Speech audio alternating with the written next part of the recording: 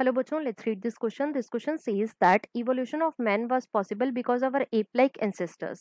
तो बेसिकली इस क्वेश्चन में हमसे पूछा गया है कि मैन का इवोल्यूशन कैसे पॉसिबल हुआ. अब अगर इस क्वेश्चन के मैं की कॉन्सेप्ट की बात करूं तो इस क्वेश्चन का जो की कॉन्सेप्ट है वो है बच्चों evolution of man. Let me right it over here. It is evolution of man.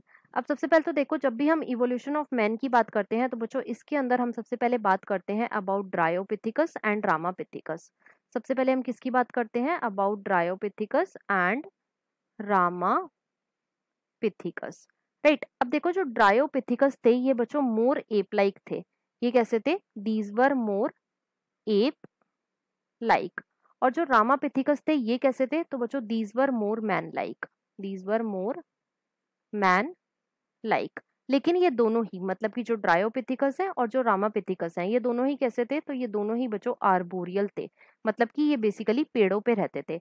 अब रामापिथिकस के बाद कौन आता है? तो बच्चों इसके बाद आते हैं ऑस्ट्रेलोपिथिकस. इसके बाद कौन आते हैं? ऑस्ट्रेलोपिथिकस. राइट. अब देखो, जो ऑस्ट्रेलोपिथिकस थे बच्चों, इन्होंने सबसे पहले होमोनिड फीचर शो करा था. इन्होंने क्या शो करा था? होमोनिड फीचर शो करा था. होमोनिड फीचर का मतलब है कि इन्होंने ह्यूमन लाइक फीचर शो करा था. और वो फीचर क्या था? तो वो था बच्चों bipedal locomotion. It was bipedal locomotion. और साथ ही साथ जो ऑस्ट्रेलोपिथिकस थे बच्चों, इनकी ब्रेन की कैपेसिटी कितनी थी? वो थी 500 सीसी. अब ऑस्ट्रेलोपिथिकस के बाद कौन आते हैं? तो बच्चों इनके बाद आते हैं होमो हैबिलिस.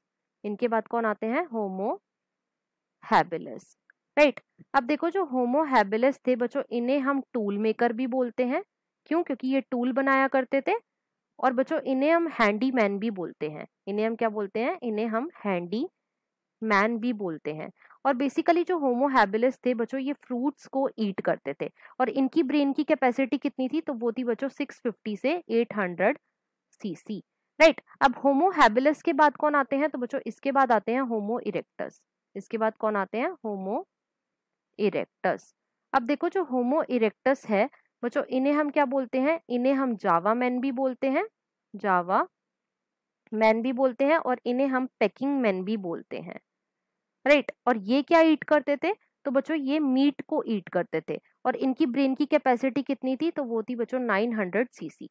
राइट. होमो इरेक्टस के बाद कौन आते हैं? तो बच्चों इसके बाद आते हैं निएंडरथल मैन. इसके बाद कौन आते हैं? Neanderthal man.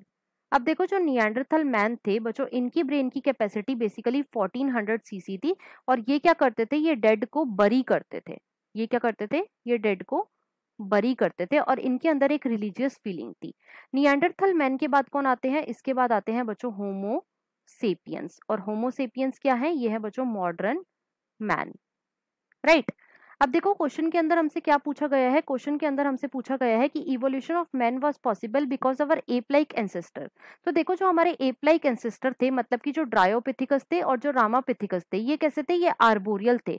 लेकिन जो ऑस्ट्रेलोपिथिकस था, इसने क्या शो करा था? इसने शो करा था बच्चों बायपेडल लोकोमोशन, जिसकी वजह से मैन का इवोल्यूशन जो है ये पॉसिबल हो पाया. तो evolution of man was possible because our ape like ancestor show bipedal movement on the open land.